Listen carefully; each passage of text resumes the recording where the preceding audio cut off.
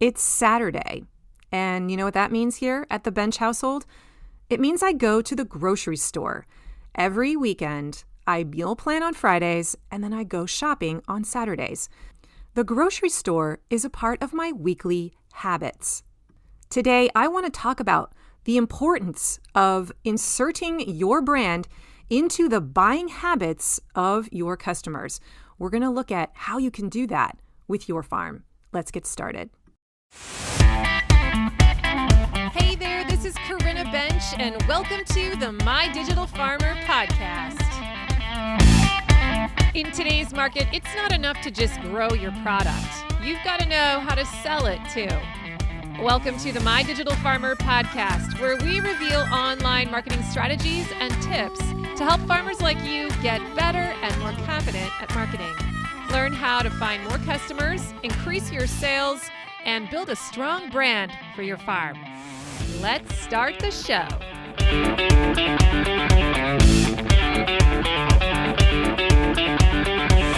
Well, welcome to episode 249 of the My Digital Farmer podcast. I am your host, Corinna Bench, one of the farmers at Shared Legacy Farms out in Elmore, Ohio.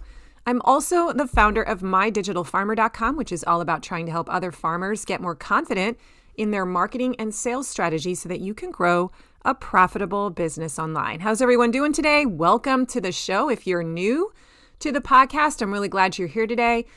Make sure you go and subscribe to the show. And I always tell people to check out my first 10 episodes because when I designed them to be an on-ramp into the marketing lingo. If you're a little green when it comes to marketing, that's definitely the place to go and start learning the fundamentals. You can also get onto my email list, which is another great way to learn the ropes.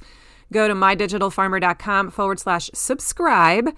And I'm going to send you an email like every 5 days for about 2 or 3 months. And it's basically going to be walking you through the roadmap of the things you need to know, the key principles, the influencers you need to follow, the tools that are great for you to consider. So get on that, mydigitalfarmer.com/subscribe.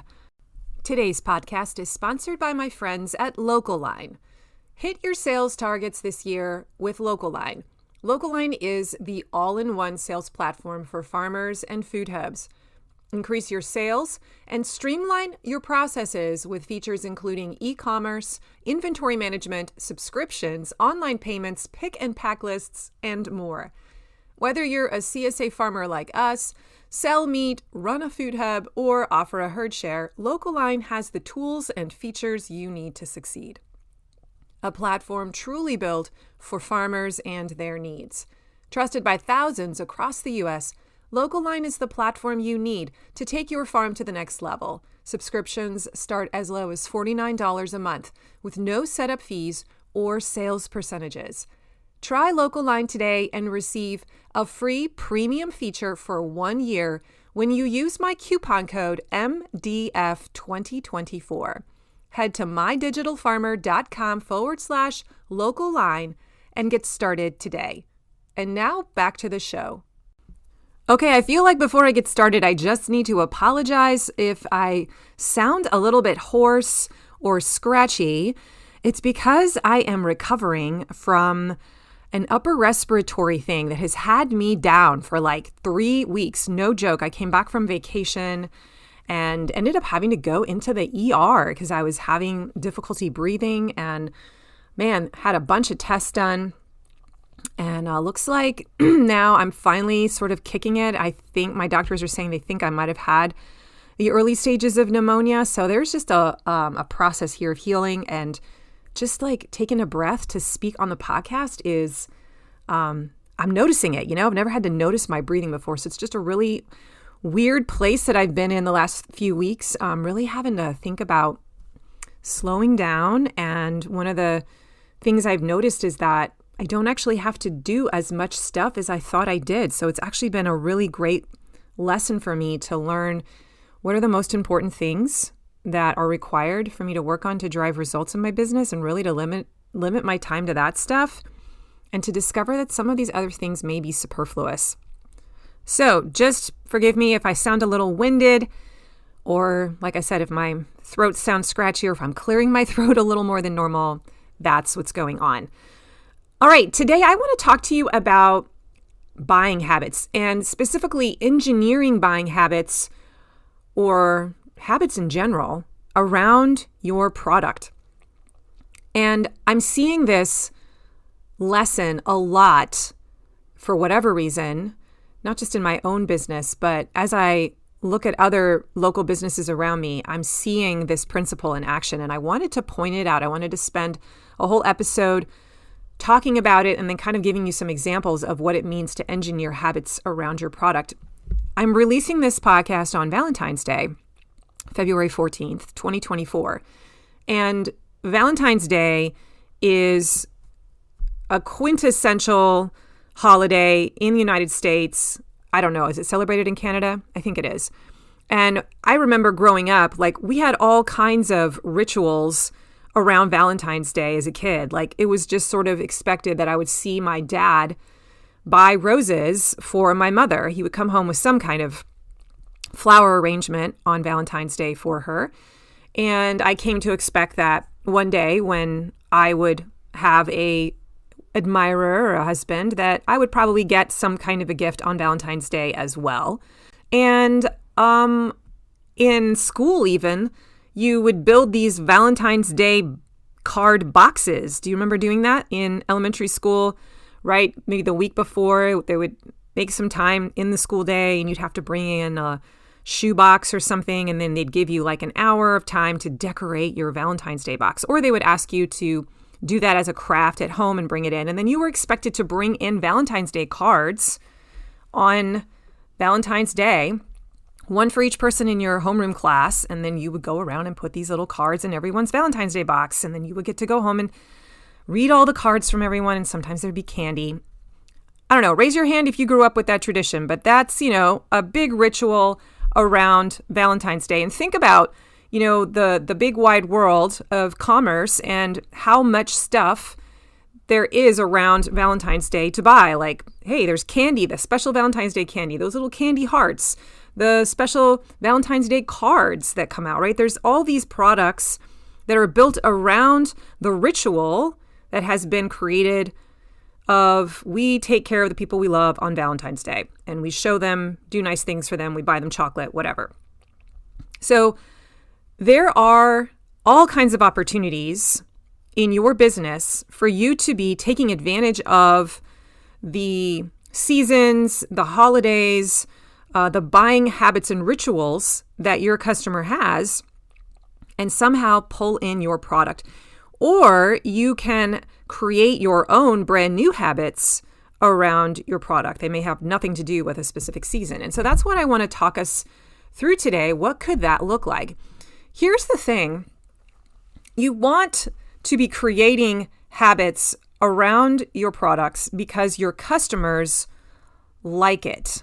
Your customers, the human brain likes repetition. It likes consistency. It likes to know what to expect. It likes to plan. It doesn't want to be surprised. It doesn't want to have to burn brain cells and energy to try and pivot in the moment and decide, what do I do in this new situation that I've never been in before? It likes rhythms. It likes to know what to expect so that it can just do the same thing it's always done. It saves energy that way. And so we want to be looking for ways to create rhythm and ritual and habit inside of our buying journey and within our product line so that our customers can experience that sense of peace and consistency and rhythm with us. It gives them a feeling of safety. So here are just a few thoughts as I kind of walk you through what this could look like. I'm not going to hit everything, but I did make a few notes of what kind of came up for me as I was thinking about this topic. The first one, actually the idea that sparked this episode was when I walked into my local butcher store in Elmore. It's called Tank's Meats. A few weeks ago, I had to go and buy some lunch meat and some ground beef. And while I was in there, I noticed a sign on the wall that had not been there before. It was a big sign and it had columns and rows. And there were 3 columns, one that said week 1, week 2, week 3. And then there were rows that said Monday, Tuesday, Wednesday, Thursday, Friday. And then in each of the kind of boxes or quadrants that was created, it was a chart basically, you would see the name of a different kind of sandwich or a different kind of lunch meal. So it would be like Coney dogs or Reuben sandwiches or chicken salad sandwiches. And there was a different name for each of the boxes. There was one row that had Coney dogs all along it for the whole row, for all 3 columns. But otherwise, it was a different kind of sandwich. Now, Tank's Meats is a place that a lot of locals will go to as a place to just grab a quick bite for lunch. Like I know my father-in-law and my husband Kurt sometimes in the summertime when they need to just go grab some lunch and they don't want to come inside and make one themselves, they'll just say, I'm going to go to Tank's and grab some lunch. And that means I'm going to go grab their sandwich of the day, whatever it is. It comes with a bag of chips and a drink, and it's a certain price. So I know of this concept of kind of this lunch menu that changes every day, but I've never seen them actually advertise what the meals will actually be, because you never knew what it was going to be when you went in before. Now they have it mapped out for you. In fact, they have it for 3 weeks in a row. You can look ahead and you can see the plan. You can see the rhythm. You can see the pattern. And I thought to myself, oh my gosh, that's so brilliant. And I actually took a picture of it. And the reason I think it's so brilliant is because it's going to hopefully spur more sales. I think that's what it's designed to do, because a person can walk in who's normally going to, get a lunch at Tank's, who's a normal buyer for that, and they're going to look ahead and say, oh, now I know what's going to be here over the next few days, and I might decide that I'm going to come back on Friday too because I see that there are Reubens. And I really like Reubens. Whereas before this sign, I might have only planned on coming one time this week. But then I see that there's something yummy coming up and I'm going to actually plan for that, right? I'm going to be like, okay, Tuesdays and Fridays are the days I come to Tank's because that's when they have my 2 favorite meals. And it becomes a part of my daily eating ritual. And now Tank's Meats has become a part of that, and they are making more revenue. So this is a great example of how one business has tried to create some marketing. All they did was make a sign, and they put a plan together, communicated the plan to the customer and said, we're creating a rhythm. We're creating a schedule that you can rely on, that you can plan your life around with respect to our product. And I have a feeling that what they're going to do is pay attention to what are the big drivers of sales. Like what are the sandwiches that are bringing in the most people? And I expect in a few months to see that sign change a little bit and become more indicative of the tastes of their clients. So, if a lot of people are showing up for Reubens, they might end up having Reubens more than once every 3 weeks. It might show up more frequently.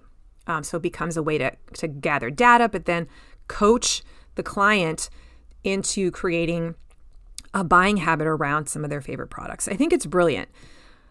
So that's sort of an idea for you if you've never thought of doing something like that, or if your business is such where you could adapt that idea somehow.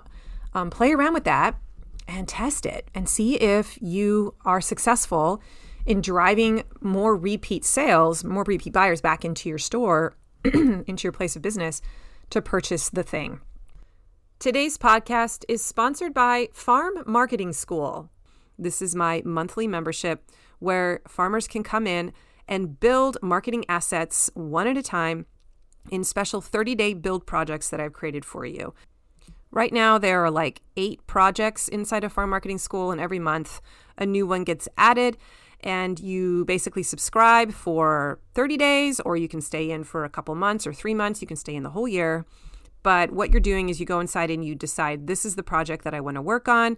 You take the class, the workshop class that's recorded, you just watch it, and then you build it yourself. So this is the DIY version of Accelerator. There's no coaching element or mastermind or Zoom meetups. It's just you going in there, watching the class that the accelerators saw live with me, and then working on it on your own. So if you're a DIY type of person and you think you can do it yourself, this is an amazing resource. There are projects in there for how to build a promotion plan, how to build your email nurture sequence, how to write a great weekly email, how to build the website homepage messaging, what goes on that homepage, how to build a lead magnet, and more. So if you want to see what's in the Farm Marketing School, you can head to mydigitalfarmer.com/FMS.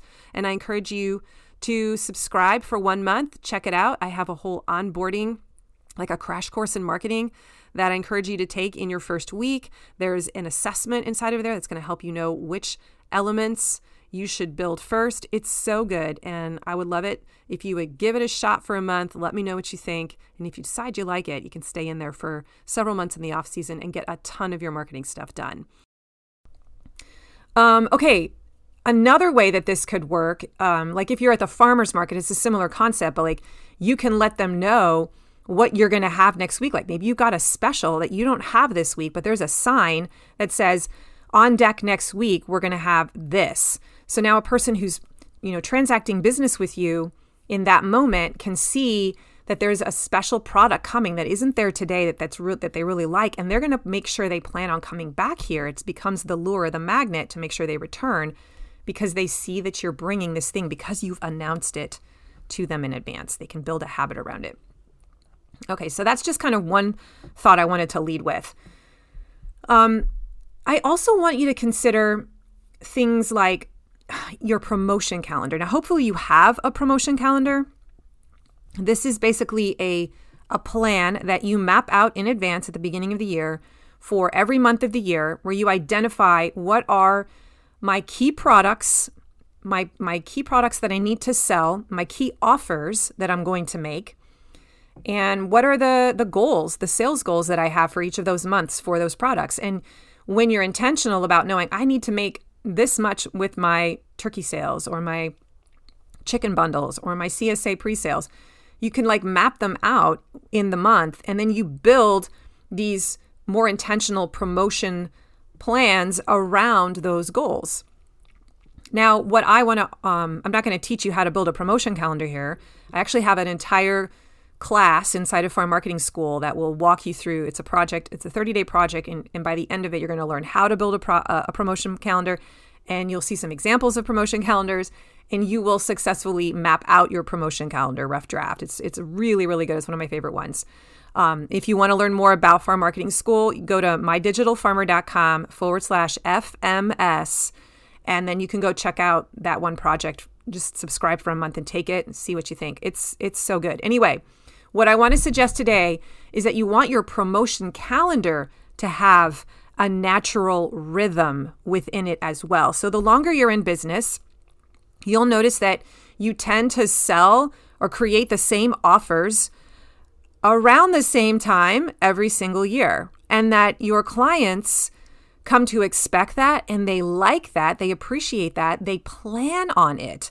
And when you don't show up with that offer again, when you upset the rhythm or you're late, it creates anxiety and stress in the client, or you might lose that opportunity to sell. So just off the top of my head, like we always have our CSA early bird pre-sale to our current members to get them to sign up for the next year. We've been doing that at the end of the season, the last week of the CSA season for like 5 or 6 years now with really good results.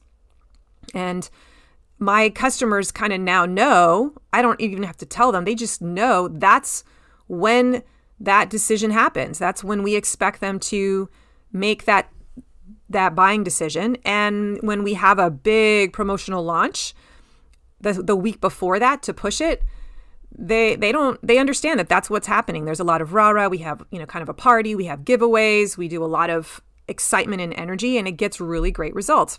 And I think part of that is just because people come to expect it. It's the one time we really get salesy and we really push it and we can make it a lot of fun, and it becomes an event.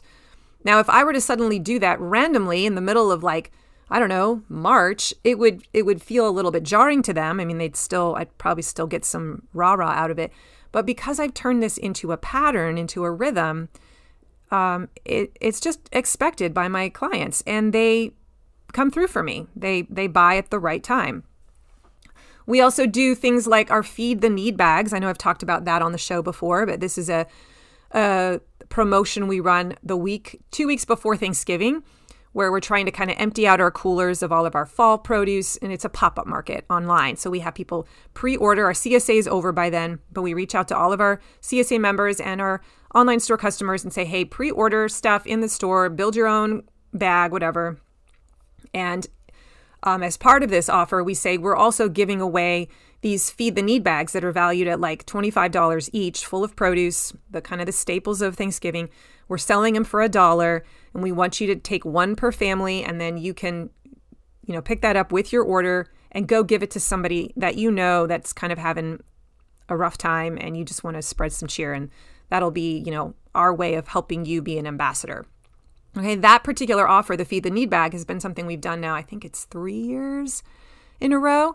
And so people are expecting it to happen. And they actually ask me about it. Are you going to be doing the Feed the Need bags again? And they're waiting for it, right? They're actually planning on who can I give this bag to weeks before I bring it up. And it's become a part of their expectation around the holidays. I'm going to do a Feed the Need bag. And it's one of our biggest selling online store weeks of the year, partly because we've created a ritual around this really cool promotion called the Feed the Need bag. Farm dinners is another great example. Like our customers know, we usually have one awesome farm dinner, and we, do a big push for sales for that. We have incredible photos, great testimonials. They know it's usually in September. And so people are sort of saving some dates, waiting to be able to purchase tickets for that. We have a spring plant sale now. This is our fourth year that we're going to do that.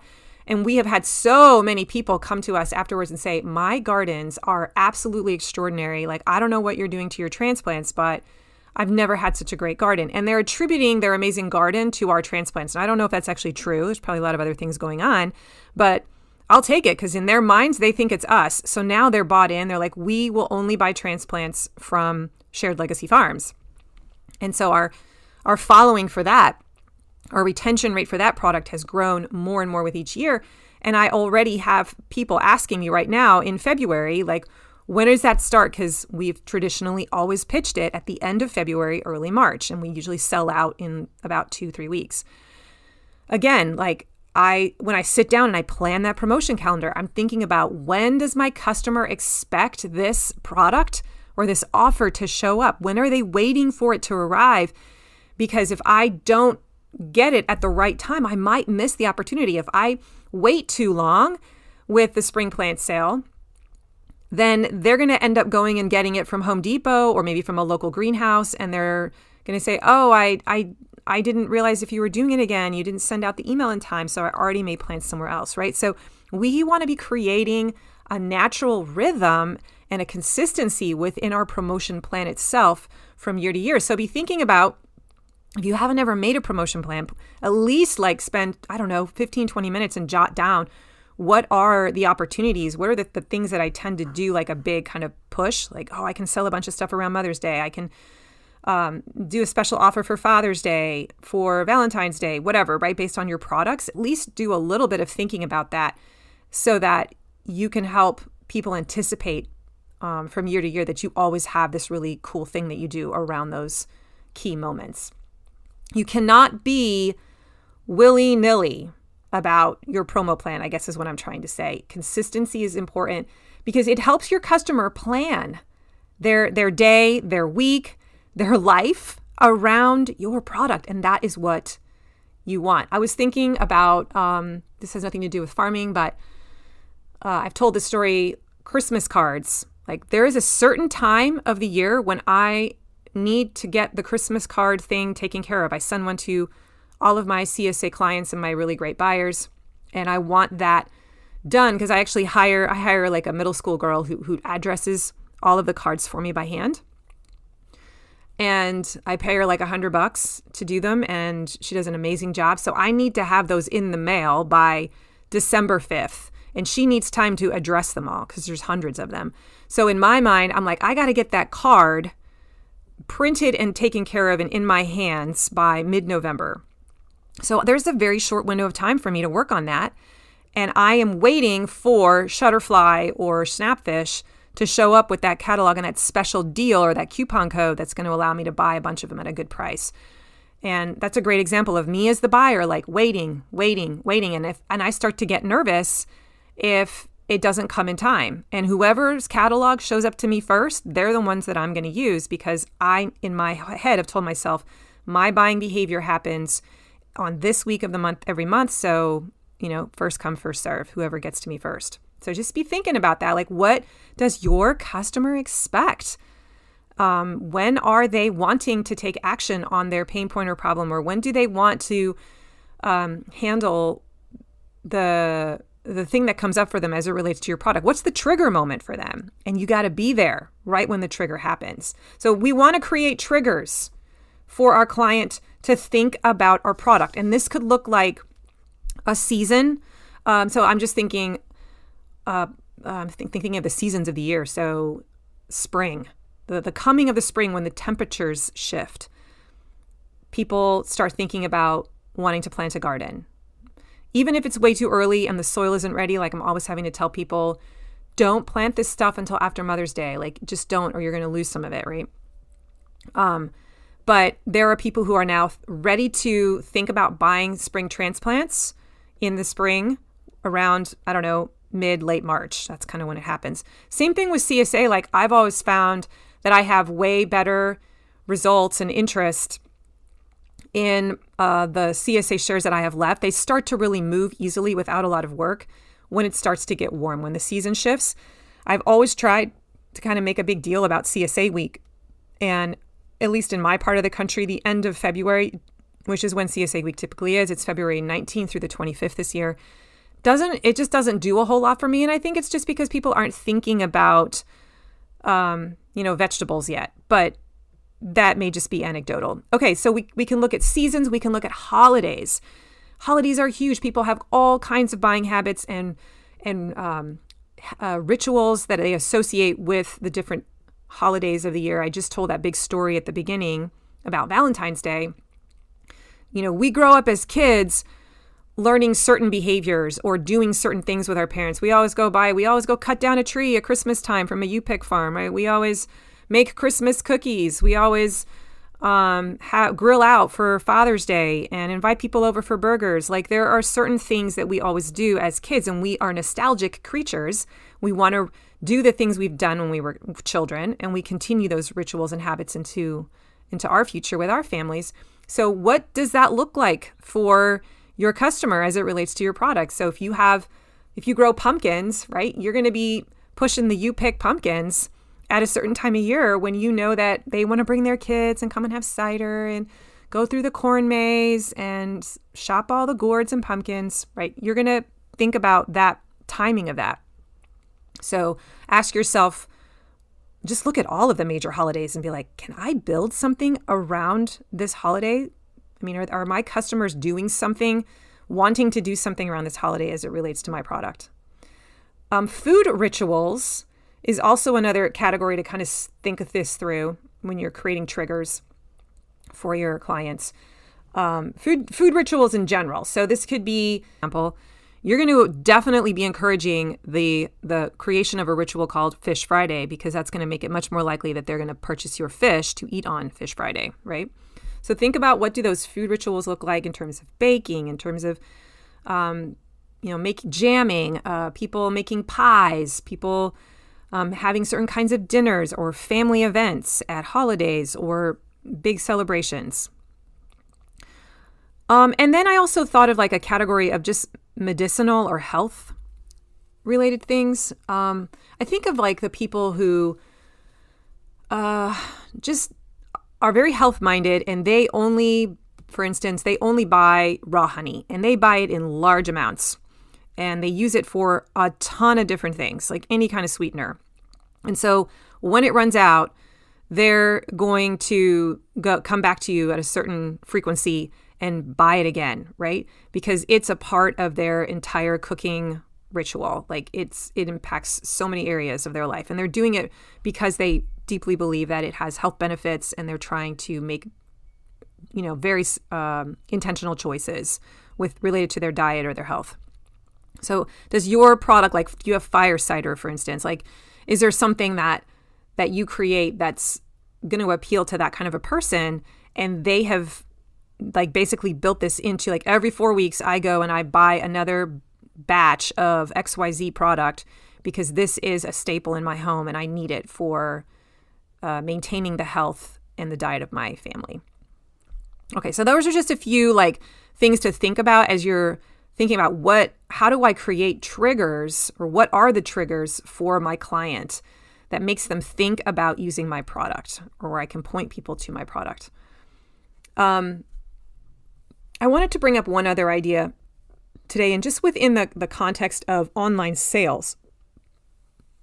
If you are the kind of farm where you're encouraging people to go to a platform like Local-Line, for instance, which is the one that we use, and you want them to pre-order your stuff on the online store, and then you fulfill, they come the next day or later that day or in a few days to pick it up or deliver. I want you to think about creating a ritual around how you operate the online store even. So when do you release or update your weekly inventory in the store? It should be on the same day of the week. And I know this is hard. This is hard because our lives get crazy, and sometimes we forget and we put it off, and we're a day later than we usually are. And I want to just suggest that might be costing you sales if you are not consistent. If it happens every now and then, I get it. That's okay. But by and large, you want to try and really keep that really firm, because your customer is the ones who are buying consistently from your store. They are counting on it. They're coming back to check to see what's available on a specific day, because they're now making their buying decisions based on the inventory information that you have. I have noticed with my own clients, and even within my own behavior, that there is a certain day of the week that I like to take care of the meal planning and the grocery shopping for the week. If I'm going to go to the grocery, if I want to go to the farmer's market on Saturday mornings, well, then it's only on Saturday mornings. So that means I have to have my meal planning kind of ready by Friday night. That's when I actually do my meal planning. And so I need to know, if I were a customer, I would want to know, what does my farmer have in the online store before I go to the farmer's market, right? Before I go to the grocery store or wherever else to finish the rest of my shopping.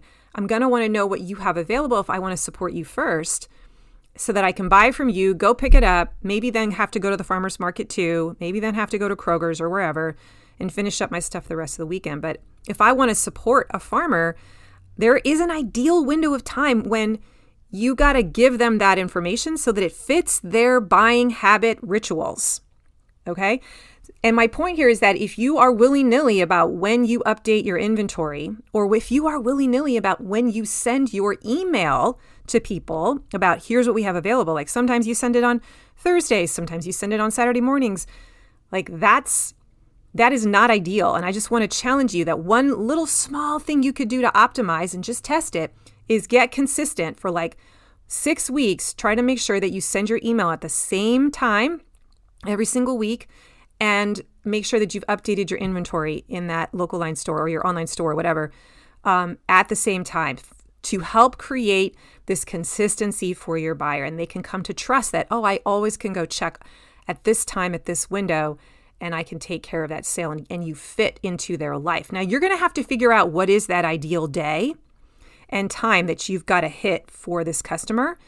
For me, I've just learned, I used to send my emails out on Saturdays, and I have learned I've got to get that email, especially the one about the store, I've got to get that out on Friday afternoon, because my clients are going to the Toledo Farmers Market too. And so many of them will look at my email if they see that I've got stuff available that they can pick up with their CSA order the next week. They'll pre-order that and buy that first. So they'll support me first, and then whatever I don't have, they'll then go and get at the farmer's market the next day, or Kroger or Costco, okay? But if I miss that window and I don't tell them till Saturday afternoon because my life got too crazy, well, they've already then gone to the farmer's market and bought the things from their list, and then they might still buy a few things from me, but it won't be as much. Are you tracking here? So you've got to figure out what is that day for you, and this is going to maybe be a little different depending on what your product mix is, and what the life is like for your customer. But pay attention to when your customer wants to make these buying decisions. What are those trigger moments? And you've got to fit into that sequence somehow and get ahead of it so that they can start to create a buying behavior around you. Okay. I think that's where I'm going to end. I hope this was a helpful episode. I want you to think through my call to actions. I want you to think through your business right now and ask yourself, where are the rituals? Where am I creating habits and rituals around my product for my customers in terms of the product promotions, in terms of the timing of them, the process, right? Am I consistent in terms of how you purchase the thing, or is it different every time? Am I consistent with the pickup sites? I'm trying to make it easy for them, right? We don't want to make them have to work too hard or think too hard in order to successfully get your product. Remove as many of those speed bumps as possible. And so one of those things to think about is like, man, I got to make habits. I got to make it so that they automatically default to my farm. When they think about Thanksgiving turkeys, they think about, I want to buy from this farm because that's what I've always done. And she always pre-sells them in June. So I need to order it in June if I want to have it. Like, you need to train your customer to know we pre-sell turkeys in June if that's when you want to do it.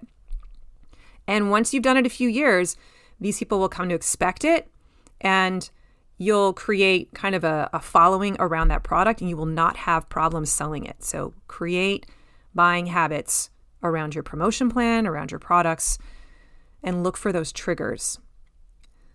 All right, my friends, that's all I got today. You can find the show notes for today's episode at mydigitalfarmer.com/249.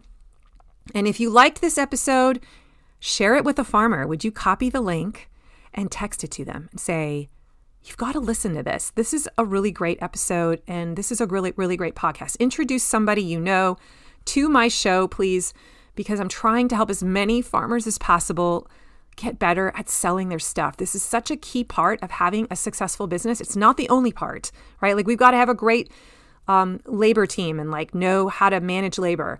And we've got to have our other ducks in a row when it comes to building a business. But having markets, like, and knowing how to sell, that is such a crucial part of bringing in the revenue and ultimately being profitable. So I want to make sure as many farmers start to learn this stuff.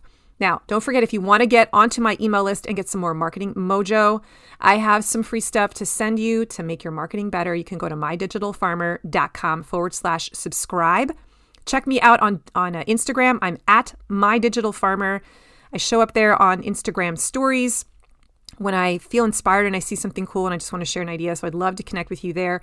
And if you want to come onto the show, or you know someone who would be a great podcast guest, my goal is to try and have one guest per month this year. And I'm always looking for great ideas. So reach out to me if you know someone. You can do so at mydigitalfarmers@gmail.com. Hey, thanks for joining me today. And I cannot wait until next week when we chat again. Have a wonderful week, everyone. Bye-bye.